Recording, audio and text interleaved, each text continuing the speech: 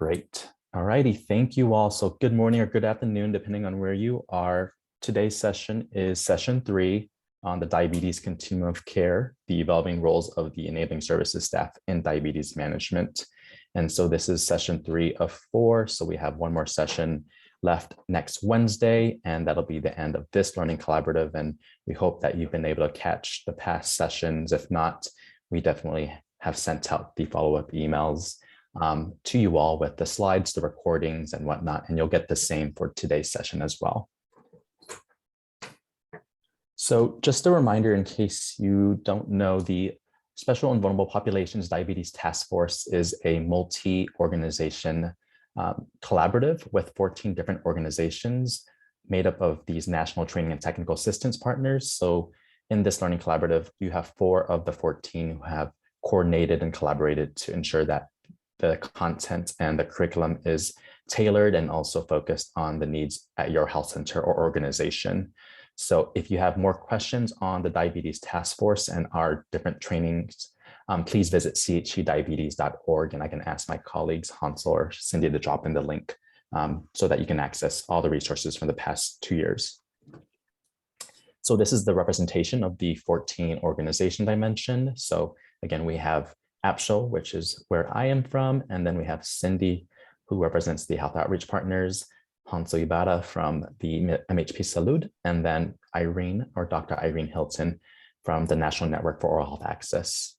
And we reshuffle each year to ensure that we all get to work with each other, and also to ensure that our content is cross-trained and we can ensure subject matter expertise every year from different organizations.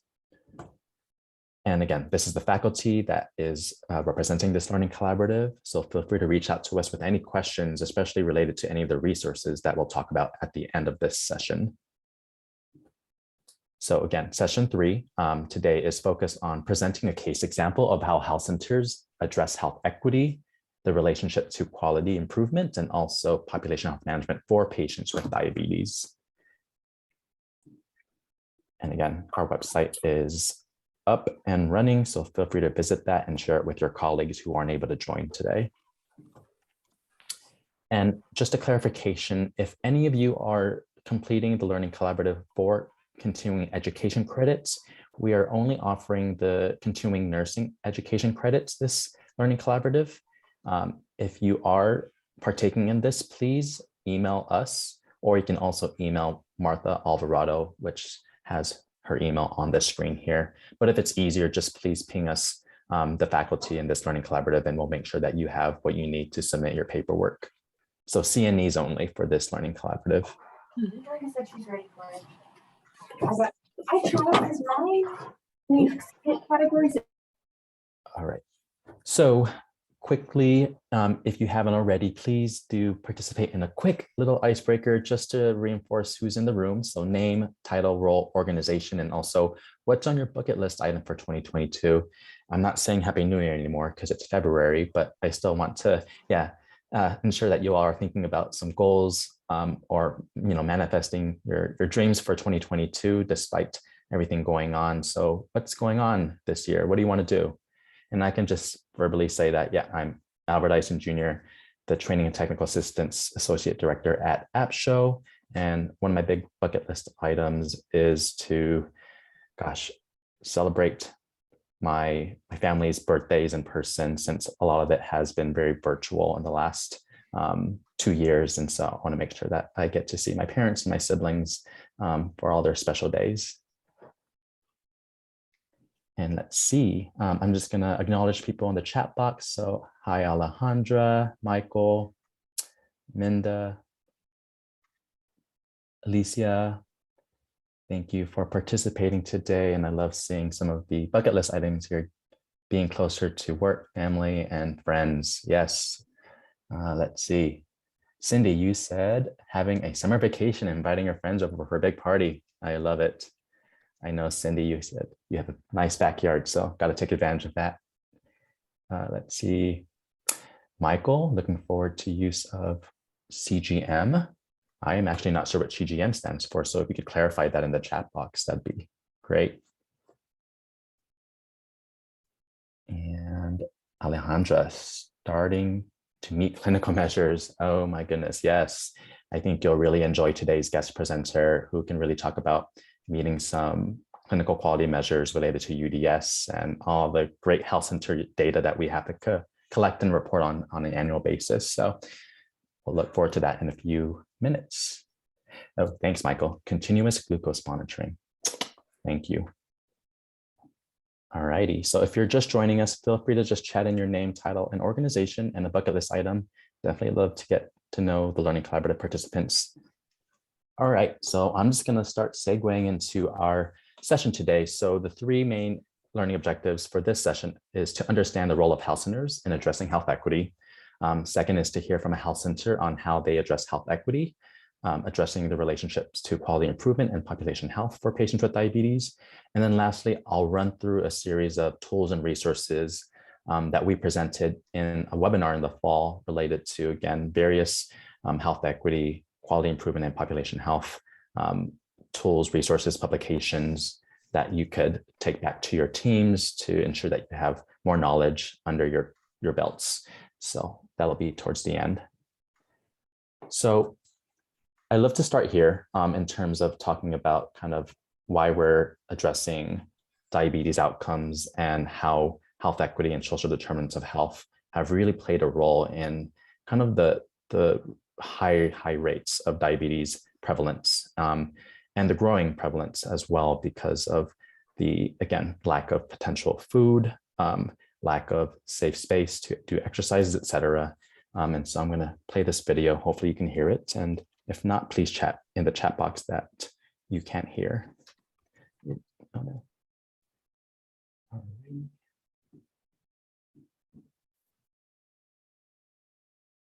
More than catch errors. With Grammarly, you can find really good, perfect words. What determines how long we'll live? Is it what we do? Is it who we are?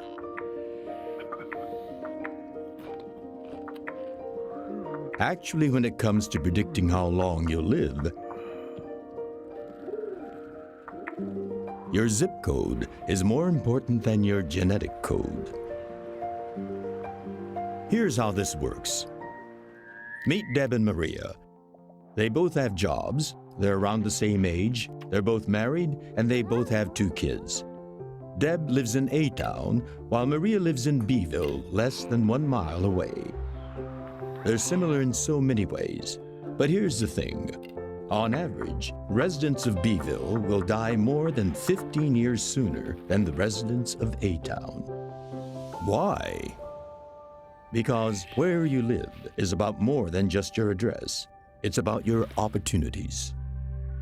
For example, Deb and Maria's access to healthy options is really different. In A-Town, Deb's family is surrounded by healthy food options, including farmers markets, specialty shops, and grocery stores. The air in A-Town is cleaner and fresher, and there are lots of safe, clean parks where Deb can exercise and her children can play. A-Town has good public schools for Deb's kids and easy access to emergency and preventive health care. On the other hand, B-ville has broken, badly lit sidewalks, and the parks are unsafe. The air is filled with truck exhausts from the nearby highway. And for food options, Maria's only choices are B-ville's many liquor stores, fast food places, or convenience stores. The schools in B-ville are overcrowded and undersupported. And even if Maria can get her kids into better schools far away, she needs to figure out how to get them there without access to a car. So for Maria, having to juggle so much to find healthy options can be an overwhelming source of chronic stress, which is a serious health risk factor. In fact, for all the residents of B-ville, chronic stress drives health problems like obesity, diabetes, asthma, and heart disease. How did A-Town and B-ville get so different? Well, in many cases in cities and towns across California, the root cause was racial and economic discrimination. Over the generations, poor white people and people of color were pushed less desirable parts of town. Banks used to lend money, businesses left, jobs too. School declined, and the neighborhood crumbled. Everyone who could move away did. And what's more, when communities like A-Town and Beeville are so unequal, Beeville isn't the only one that suffers. Because it turns out that not only is your zip code a predictor of how long you'll live, so is what country you live in. Countries with the greatest income inequality have the lowest life expectancy. So even Americans like Deb, who are white, insured, college-educated, and upper income, die younger than their peers in other countries. In fact, our life expectancy is 43rd in the world, and that number is slipping. In the end, our biggest health risk may actually be inequality, and extreme inequality hurts us all. All right, so I'm going to let you all finish that last tidbit. Thanks, Hansel, for inputting the link in the chat box. And I think someone did recognize, yeah, it's George Takei. That's the voiceover here. So good catch, Alicia. Quickly upload again. Before we dive into more of the slides, any big surprises, takeaways, reflections from that video? And if you've seen it, great. If not, please do watch it and share it. It's a great short clip that can really be shared across your organization. And feel free to unmute yourself too. This is a small group, so happy to hear voices as well.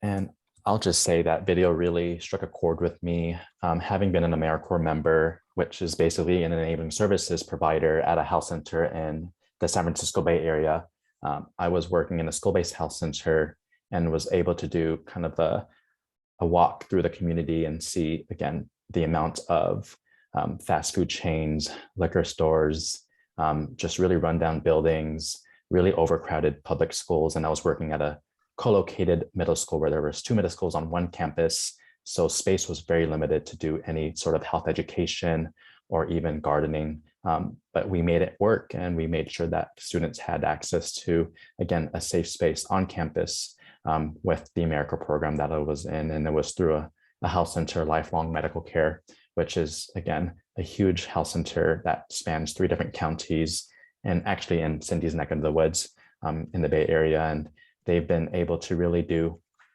a lot of programming related to veggie giveaways and bringing kind of CSA or kind of farm boxes to the health centers and to the schools, especially since some of these communities don't, again, have a farm in the backyard or next door or down the street. And so bringing those vegetables and fruits on a weekly basis to the health center and to the school-based health center and their families was one of the biggest programs that I love partaking in at the health center. In addition to that, again, like physical education and also just nutrition education was part of my day-to-day as an AmeriCorps member. And so was able to build some good programming that has been sustained at that school-based health center in Oakland. And I just see here, Alicia says that you live in a rural area and always surprised to visit metro areas and how quickly change from one. Yep, exactly. You can go down to LA to San Francisco, New York, some of the biggest cities, and just walk a few blocks and it'll be a drastic and different change. And these are zip codes we're talking about. And so there's a lot of good data out there if you do a quick search on just life expectancy, chronic disease, infectious disease prevalence. You know, you can look at COVID as an example in terms of prevalence in different areas by zip code, and you can see the stark contrast.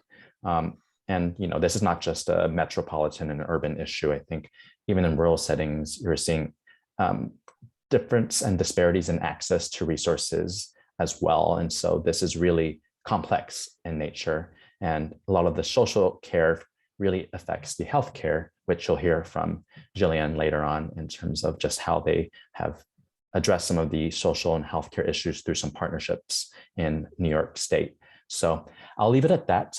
Please, again, do watch that video and share it. It's a really good one, short and sweet.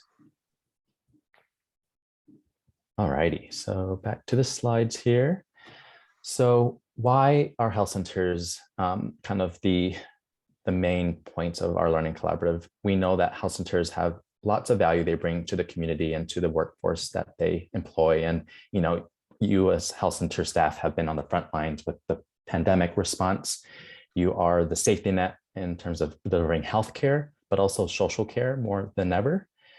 And the mission of health centers since the 1960s, again, is to really promote health equity, despite, again, where you come from or what background you're representing. And so health centers have had to adjust every year, and the pandemic is no surprise either, to really adjust to, let's say, virtual care, or to just making sure that patients are able to have access to their providers, whether that's a clinical provider or a non-clinical provider, which is like an innovating services. And we know that promotoras and community health workers are those types of workforce that are much needed right now and more than ever moving forward to provide access to health and social care to the community where they're at, in the right place at the right time. And so that really is the framework for why we talk about social determinants of health more than ever. And health centers have been doing that, and we acknowledge that in this work. And this picture on the right-hand side is, again, one of the first health centers in Mississippi.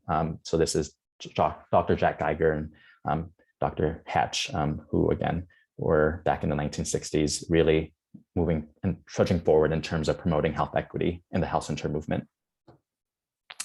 And in terms of how we got here, as the video mentioned, there's a lot of different root causes. Structural discrimination, which talks about issues around racism, sexism, ableism, classism, you name it. There's so many underlying issues.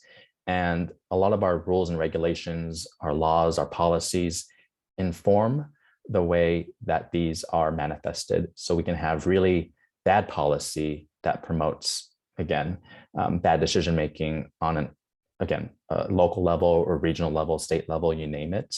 And so we can't understate the fact that politics is important, government is important, policy is important in informing the way that our communities get or don't get resources in order to have, again, better schools, better healthcare systems, and just overall better fabric of life for the community members. And so the outcomes we talk about, of course, like diabetes or other chronic diseases like hypertension, asthma, is really informed by some of these root causes that is mentioned and seen on the screen here. And again, the North Star, or the kind of guiding principle why we want to advance health equity, is really rooted in acknowledging that there is racism and discriminatory policies that have really perpetuated negative social determinants of health, again, from housing to transportation to food access.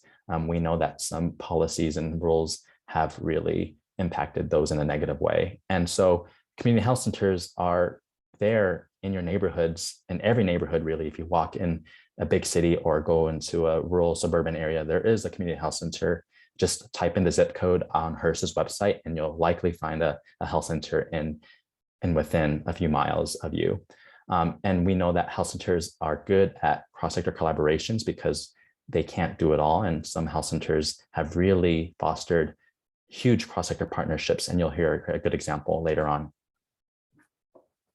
In terms of important definitions, again, a lot of people are using these terms on the screen very interchangeably, but there is a good article from the American Academy for Family Physicians, which distinguishes social determinants of health, or SDOH, versus social risk factors versus social needs and population health. And so the SDOH term is, again, that whole idea of the conditions in which people are born, live, work, play, and age. And it's really informed, again, by those root causes, which includes access to money, resources, and power, which, again, goes back to the idea of policy, government, and political determinants of health.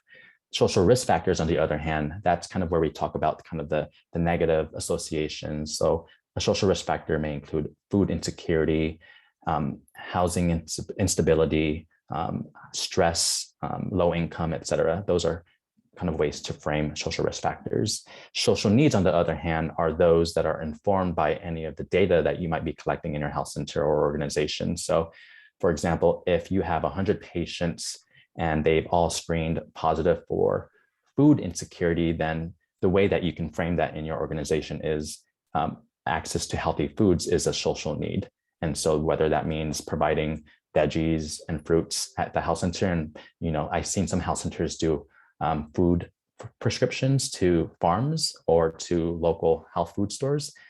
That's a great way to address some social risk factors and social needs. And then lastly, population health, the big term that we like to throw out there a lot, is really looking at beyond the individual level. We know that health centers are doing a lot more data savvy things around risk stratification and segmentation so that you can all allocate resources, because we know we have limited resources to work with. And so if you can narrow down maybe your patient populations to the group of patients that have the highest need in terms of health and social care, that'll really help do population health. And again, Jillian later on will talk about some examples at her health center. So with that, I love to present to you a health center representative, Jillian Annunziata. She is the senior project manager and goes by she, her, hers. And she is serving at Sun River Health, which is a multi-site FQHC or federally qualified health center in New York State, serving a lot of the health centers up in, again, New York City and upstate in Westchester and beyond. If you're not familiar with New York, you can definitely let Jillian know, and also me know, because I live in New York City. So without further ado, I'd love to introduce Jillian. Thank you, Albert. It's a pleasure to be here today. Thank you for the invitation to speak. So I'll dive in. Sun River Health is as Albert mentioned, a New York State licensed federally qualified health center. We've been providing high quality, comprehensive and primary and preventive care to disinvested communities in southeastern New York State for over 45 years. From the Capital District near Albany through all 5 boroughs of New York City, through the Hudson Valley and out to Eastern Long Island. We serve 250,000 patients across those 16 counties, approximately 43% of whom are living in poverty. And of those, nearly 27% have less than a high school education, which is actually identical to the figure that we've found in our patient cohort for the program I'll be speaking about today. And 48% of our patient population is non-native English speaking, predominantly Spanish. 28% are patients who are uninsured. So this is probably similar to a lot of the populations you all serve as community health centers as well.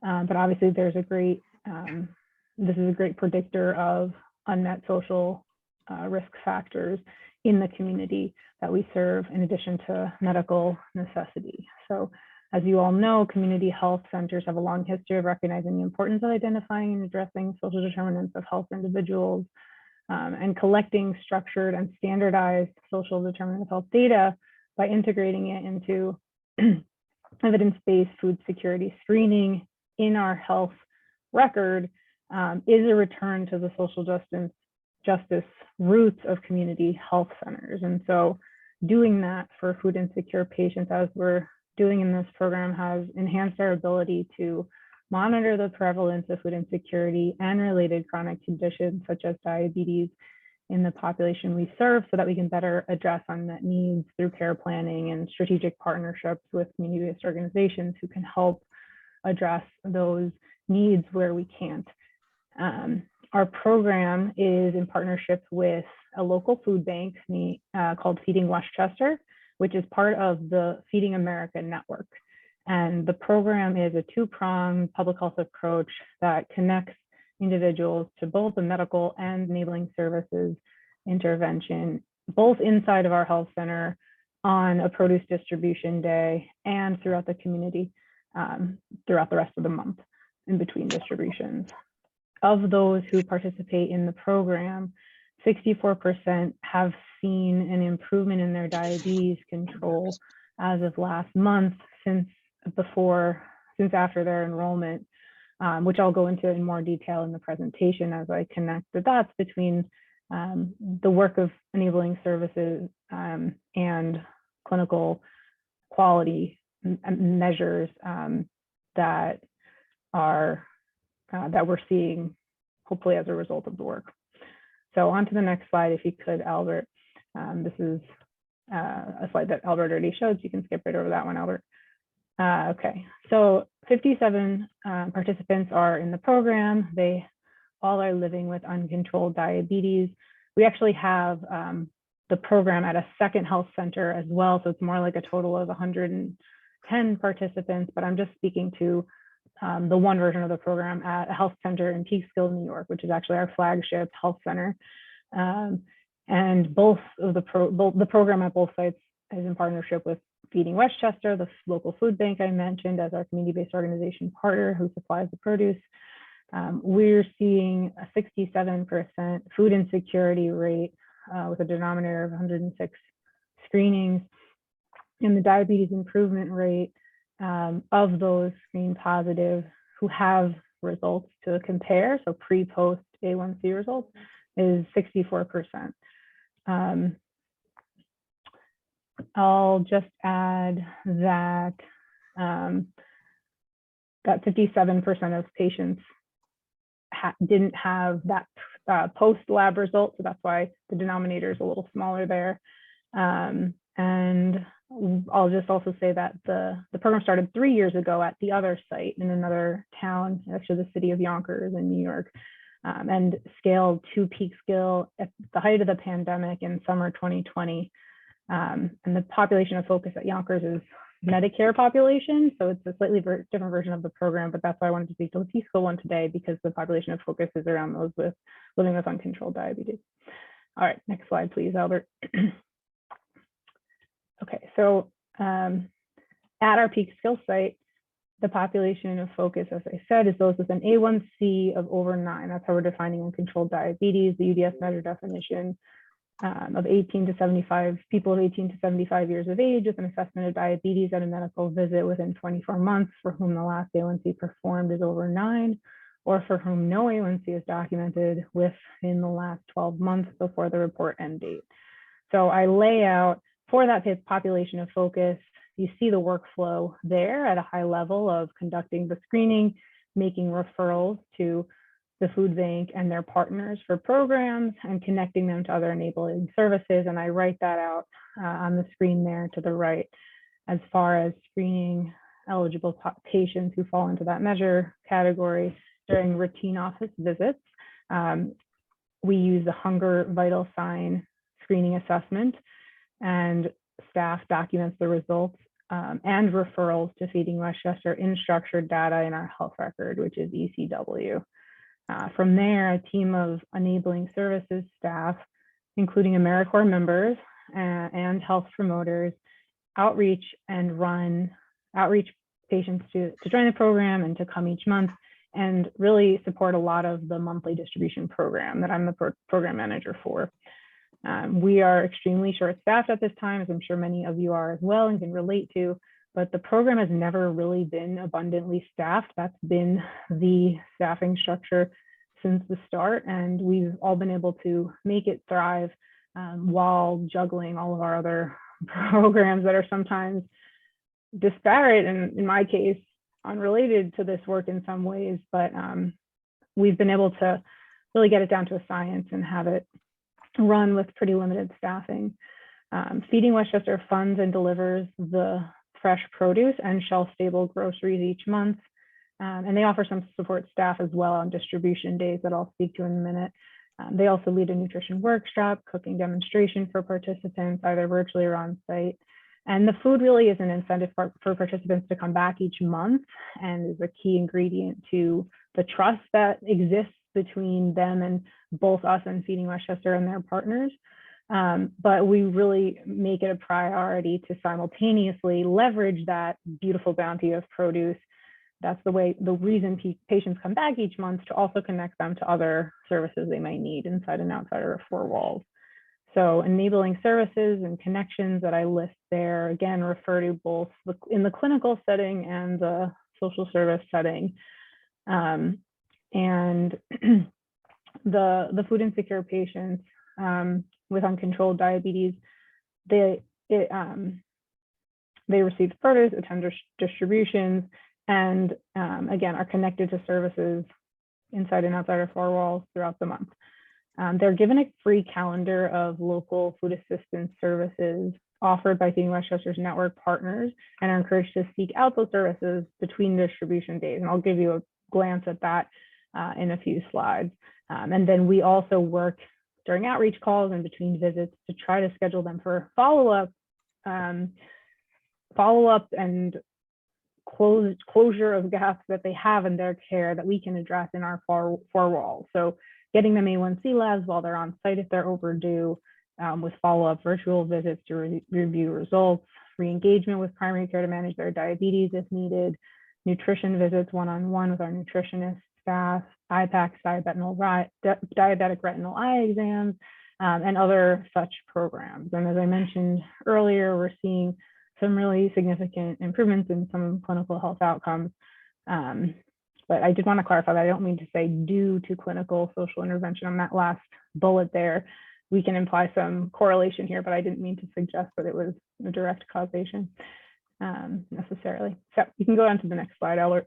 This is a glance at the structured data in our EHR, ECW, for this work. So it's a template, food security screening template in ECW, and you can see the 2 hunger vital sign screening questions at the top and the 3 drop-down structured data responses of often true, sometimes true, or never true listed there. This is a test patient. And because it's documented by clinical staff and structured data, the information is reportable by our data analytics platform, Cognos.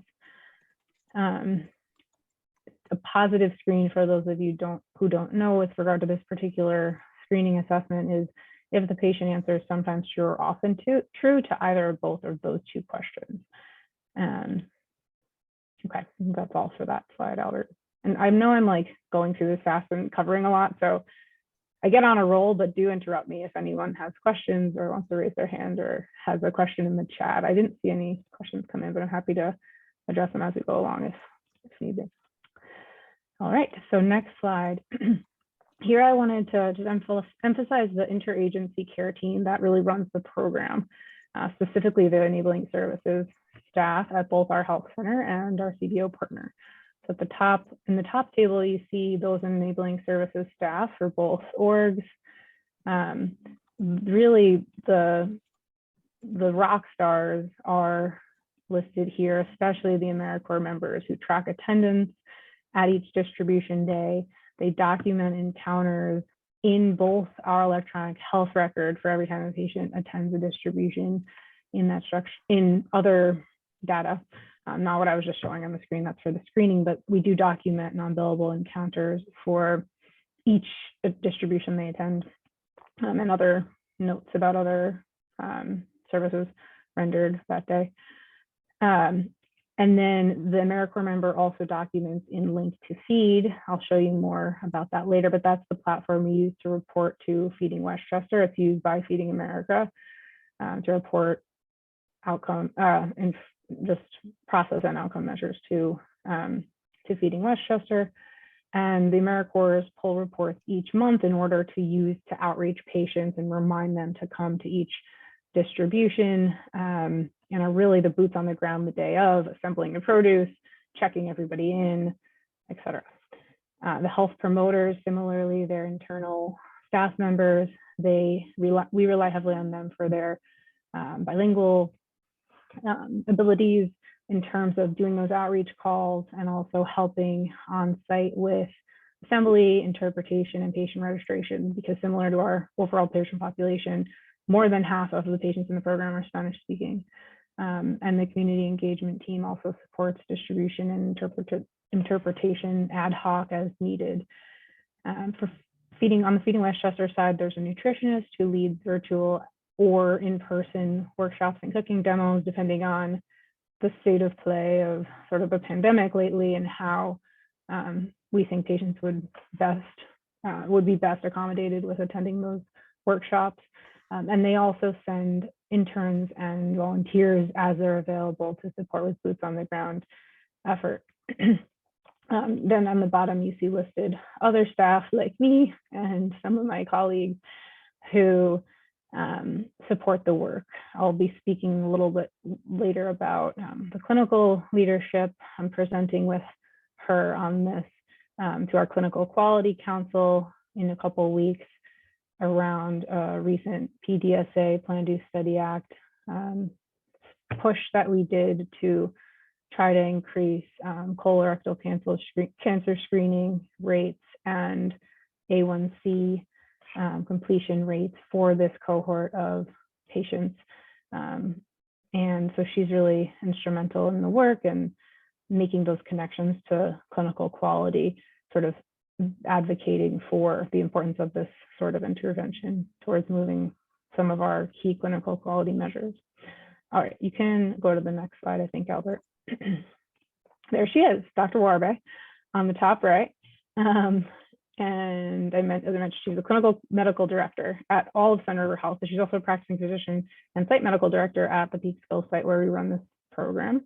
And the other pictures feature our wonderful AmeriCorps and wonderful health promoters and some quality department member, as well as another champion provider there in the center at our other site where the program runs.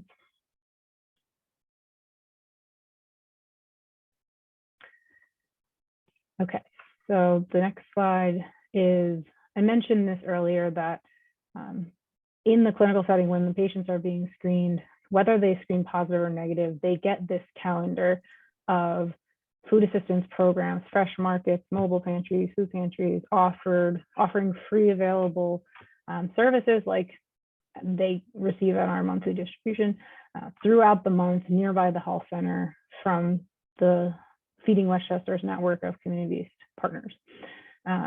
So we give this out regardless of their screening result, and then at each distribution, for folks who did screen positive and are in the program, we encourage them to take a copy if they don't already have one and seek those services if they're interested as well, and in addition to ours once a month, because we know that's not enough.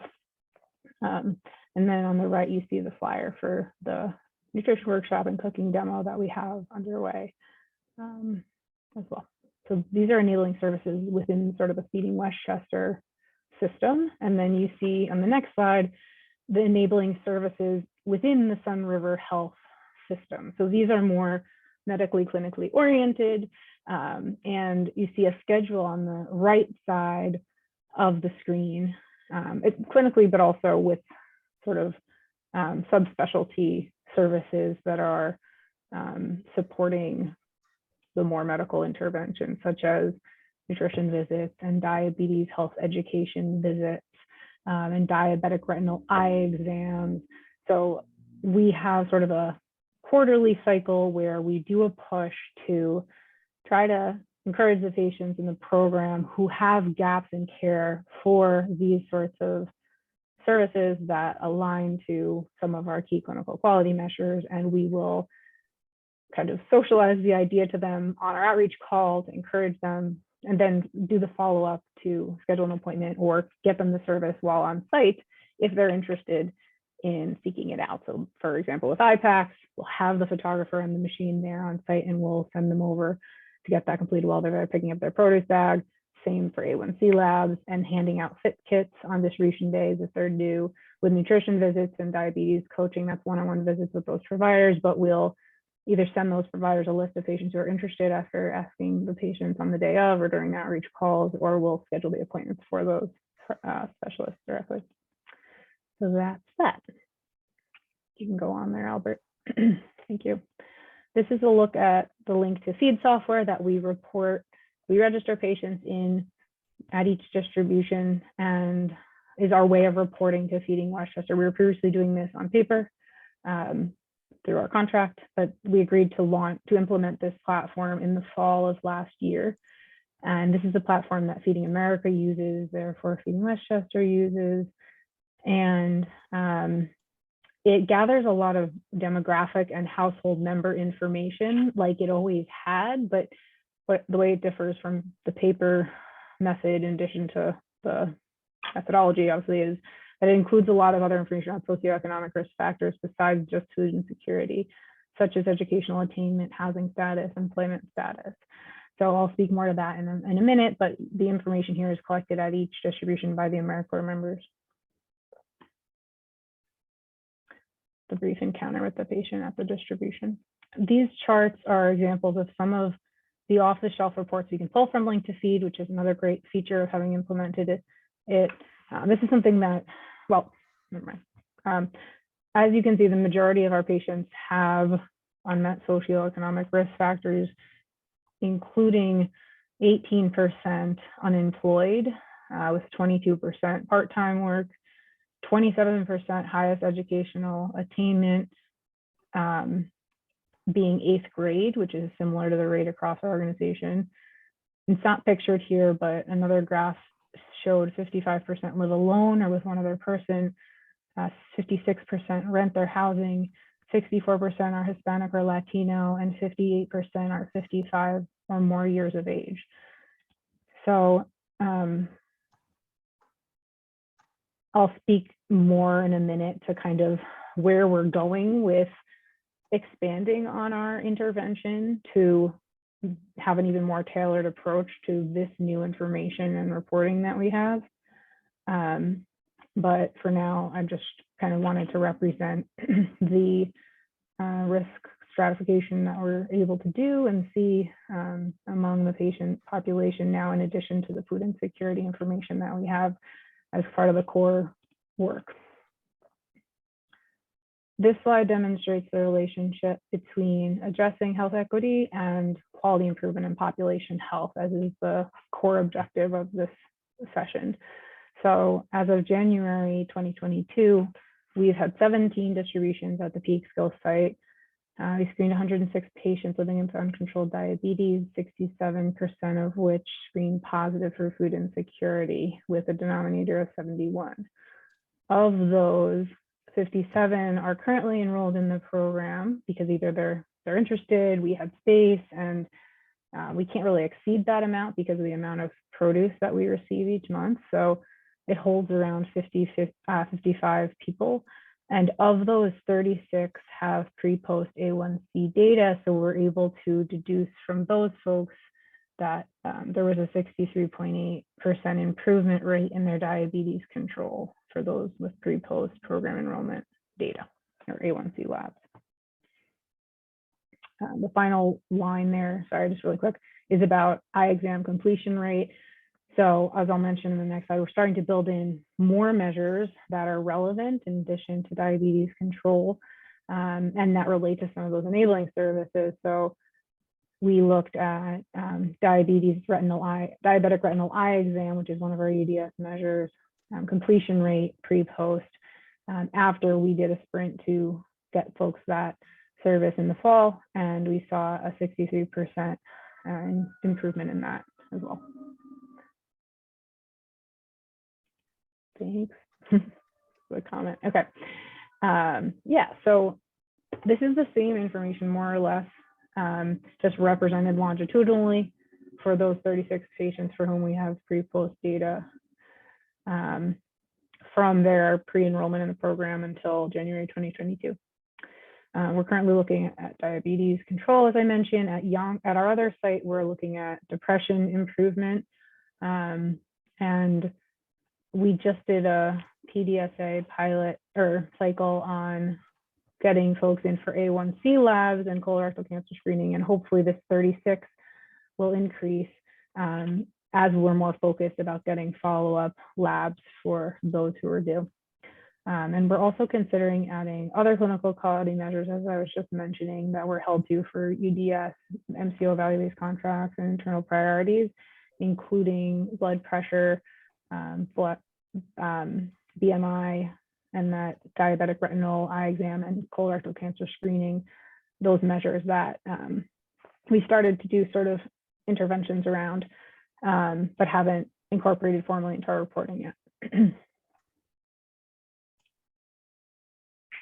And finally, looking forward around next steps, we've begun planning a version of the program at a third site in the Hudson Valley, but a lot further north than Westchester, well, in Poughkeepsie. So it's a little ways up. where we actually have a community-based partner embedded into a health center there. And they're not only function as a food bank, but they deliver medically tailored meals. And so we're thinking about an even more streamlined workflow where there isn't a distribution day, but those who screen positive can just go there and access those services anytime they need, and hopefully will report data back to us on who comes, so that we can track that. And we're also thinking of expanding to a fourth site on Long Island, where there was a group of residents who did a research program that identified a need after screening the pediatric population. So we'd love to expand there, and are also thinking about it in a more streamlined way where maybe we would just refer to the partner and not have the on-site distribution because it is so involved. There are so many logistics, but there's also a tremendous benefit to that, obviously, as far as having the patients on site to make those connections and kind of close the loop on why we care about not only getting them food on their plates, but managing their healthcare as well, helping them manage their healthcare. The second point there around the Gravity Project, this is a national public collaborative, for those who haven't heard of it, that develops consensus-based data standards to improve how we use and share information on social determinants of health. And I joined their biweekly community meetings as a member and have begun work at my organization to help us add social determinants coding around goal setting, procedures, interventions, those LOINC and SNOMED codes you see listed there, for the work that we do that I just described, in addition to adding the ICD-10 codes around the food insecurity diagnosis that our providers are already coding for as part of the work while they write the referral for folks who screen positive. The third point is around incorporating community voice, which is something that Max spoke a lot about when we did a design sprint around this work with them over the spring and summer, and is something that our Plaintree Institute at my organization is really focused on. And so they're going to lead an effort to have a focus group with these patients and speak more with them about ideas for improvement and kind of to inform quality improvement of the program themselves. And the final point there speaks to the fact that part of the Link to Feed software implementation was supposed to be that United Way is integrated into it. So it would serve as sort of that directory of social service resources, similar to some of the SDOH referral platforms, and would support referrals to organizations in response to more of that housing and education and employment information that we're now identifying through Link to Feed. And we just had a conversation with Dean Westchester about, in lieu of that, until that's part of the software, having them support us in our AmeriCorps and Promotoras in having that conversation and finding those resources in a different way through maybe the Height site, which is a free online database which generates social service resources, and using something like that in lieu of the integration with United Way at this time, while we're having that conversation and we have all of this data about needs. So that's the last slide, Albert, if you could just advance, and that's where I'll end it. Thank you so much, Jillian. Love all the visuals and just the photos of your providers, your team, your enabling services staff, et cetera, et cetera. It's really good to just see faces to the staff that really make up the health center. So appreciate you. And so I'm going to open up the floor to questions with the 8 minutes we have left in the session. I know there was some good acknowledgement in the chat box and from the audience on some of the work you're doing, Jillian. So let's see. Michael says, great project. Where was the funding from and how much? What was the duration of the project? Good question, always. The funding, Feeding Westchester funds the program on an annual basis as part of their fiscal budget. It's not a lot. I think it's a few $1,000s a year because it's really just about sourcing the produce. We did have a partnership, and I didn't even mention this, but we have a there was a contributing partner to the work at the Peekskill site, which is near Presbyterian Hospital, and we are sort of seen as their ambulatory care setting in the Peekskill area. So they were contributing some funds to Feeding Westchester directly for the shelf-stable groceries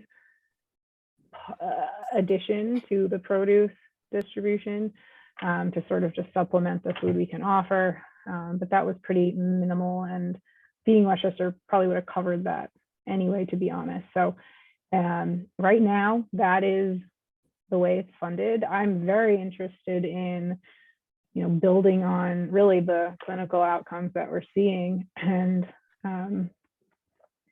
aiming to incorporate this work into MCO contracts for value-based payment reimbursement as a result of the impact on clinical care. But we haven't really made meaningful steps towards that yet, unfortunately. The distributions are monthly at each site, so technically 2 a month, 1 at each site per month. Great.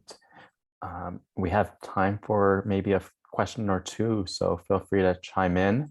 And while you all are thinking about more questions or thoughts, I'm going to just launch our poll just to assess how today's session was. Quick 3 questions for you on, again, the session itself. And again, want to encourage you all to please do share the recording and slides with your staff. I know there was a lot of valuable information here.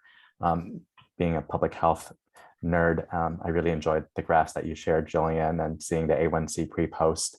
I think that really helps me understand kind of the potential in terms of doing some targeted population health work. So really appreciate that. Let's see.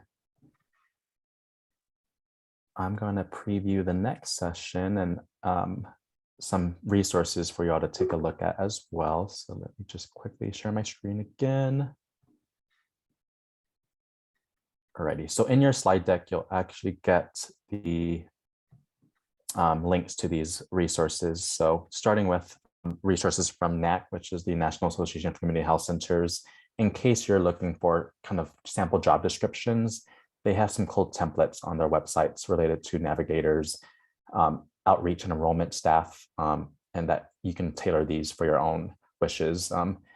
Enabling services staff are, again, our key workforce in health centers. And so as much as possible, if you can carve out budgets for them, including AmeriCorps service workers, they are essential to doing a lot of the social and healthcare kind of connections in the community. So that's one resource that you'll have. If you're a primary care association, I'm not sure if I see any in the room today, but there are podcasts that actually MHP Salud, Health Outreach Partners, and APSHO participated in, really talks about the importance of enabling services on more of a state level. So please check out these podcasts, and Hansel can drop in the link to the series. And if you do serve Asian American, Native Hawaiian, and Pacific Islanders, APSHO, which is where I work, we have a bunch of resources related to diabetes prevention and diabetes control. So if you go on our website and just type in APSHO and resources, you'll see a link to a lot of our different programs that are culturally and linguistically tailored for the Asian American, Native Hawaiian, and Pacific Islander community. And that photo here is a health center I work with closely, West Hawaii, and they have a good amount of health workers that are doing outreach. And I'll let Cindy quickly speak on the value-based care work. Yeah, thank you, Albert. This is Health Outreach Partners Value-Based Care Primer for outreach enabling services staff. We authored this probably 1.5 years, 2 years ago to address how to implement and nurture your enabling care staff as you prepare for value-based payment. And it also gives a brief summary of value-based payment methodology and what to expect in your health center. And this can be found on Health Outreach Partners website and is available for download. And if anyone needs any support around how to use this or has any questions, you are free to reach out to me at my email, which is cynthia@outreach-partners.org. Thanks, Cindy. And if you joined last week, I know Hansel and Selenia talked about the resources here. So Hansel, anything to add to your resources at MHP Salud? Just a reminder that those resources are free. It's just a matter of going into the website, logging on, downloading those resources. The majority of our resources are also bilingual. So if you're looking for some of that type of information, there's some very, very good stuff in our website. So feel free to go into our website and look into that. If you have more questions about those tools, or if you want to go ahead and discuss that and further, feel free to send me an email, and I'll go ahead and I'll put my email here, and we can go ahead and discuss this further. Thank you, Hansel. All right, so I know Dr. Hilton is not here today, but I do want to promote the National Network for Oral Health Access's resources. Dr. Hilton will actually be speaking and moderating last session, and is bringing on board a health center from Michigan, along with 2 community health workers and a dental coordinator. So really thinking about oral health and diabetes and the enabling services staff and how they all orchestrate and work together to address diabetes in the health center setting. So feel free to check out NOAA's website as well. Lots of great resources for you all to take back to you and your team. And again, if you are looking for a lot more resources, we have the healthcenterinfo.org, which is basically a central repository of everything health center focused. So you'll see the resources that we just mentioned from the 4 organizations. So with that, I just want to quickly say thank you again to Jillian for being here and presenting. We know doing virtual learning is, again, valuable more than ever. And so hope you can connect with Jillian, who has inputted her email in the chat box. And again, next week, we have Northwest Michigan Health Services and NOAA moderating and presenting. So please return for the February 16th session, same time, same place. And thanks for filling out the evaluation. And here's our emails one more time. So appreciate you all. Have a good rest of your week and stay warm. And if you're in warm weather, enjoy the warm weather.